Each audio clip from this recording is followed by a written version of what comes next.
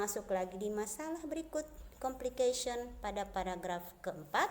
Suddenly, tiba-tiba, she stopped crying. Dia berhenti menangis. She said to her children, dia berkata kepada anak-anaknya, from now on you are no longer my children. Mulai sekarang kalian bukan lagi anak-anak saya. Do whatever you want. Lakukan apa saja yang kamu inginkan. I am not coming back home. Saya tidak akan pulang. Nah, jadi ini adalah paragraf complication atau konflik di mana ibunya memutuskan untuk tidak lagi menganggap mereka sebagai anak.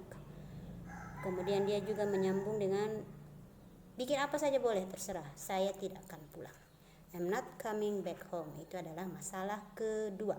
Nah, setelah masalah harus ada resolution atau penyelesaian masalah dari sikap ibu tadi yang tergambar dalam paragraf kelima. Then, kemudian the widow went to a big rock by the river and said. Kemudian janda tersebut pergi ke sebuah batu besar di dekat sungai dan berkata, please open up big rock. Terbukalah, wahai batu besar. Let me come inside you. Biarkan saya masuk ke dalam. And become a white, sweet smelling flower. Dan menjadi sekuntum bunga putih yang berbau harum. The big rock opened up. Batu tersebut terbuka. She went inside. Dia masuk ke dalam. And the rock closed over her. Dan batu tersebut menutup setelahnya. Nah, jadi paragraf kelima ini adalah resolution atau solusi dari keputusan ibu tadi, keputusan janda tadi pada paragraf sebelumnya.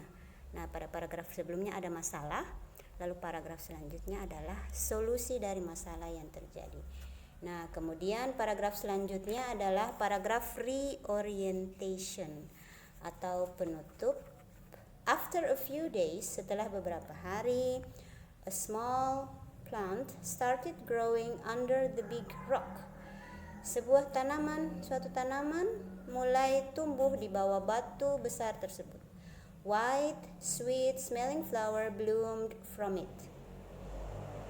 Sekuntum bunga putih yang berbau harum mekar dari batu tersebut.